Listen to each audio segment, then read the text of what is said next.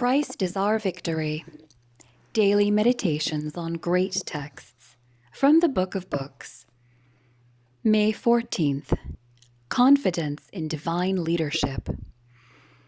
And we beseech you, brethren, to know them which labor among you, and are over you in the Lord, and admonish you, and to esteem them very highly in love for their works' sake. And be at peace among yourselves. 1 Thessalonians 5, verses 12 and 13.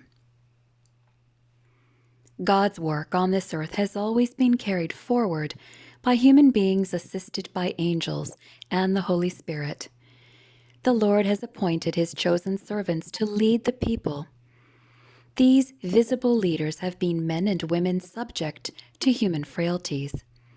The great saints of the Old and New Testaments were not perfect. It would be easy to list the faults of Abraham, Moses, and David. Yet, they were God's chosen leaders, and he used them in spite of their weaknesses. The men God chooses are not faultless. Criticism of God's plan of government originated with Lucifer in heaven. He began to suggest that God was arbitrary and unjust, that he had laws he did not intend to observe himself. The arch-deceiver did not acknowledge Christ as the author of all creation. He accused God of partiality, that God had consulted with Christ and not with him. Jealousy is usually the foundation for criticism of God's leadership. In heaven it was disastrous, for 1/3 of the angels believed the plausible lies and followed Satan to their own eternal destruction. When God called Israel out of Egypt, he appointed Moses as his leader, and Miriam and Aaron to help him. Miriam was a talented woman, and God used her to assist Moses until jealousy entered her heart and she began to criticize his leadership. Today, God has chosen men to lead his people, and he will guide them safely through to the kingdom.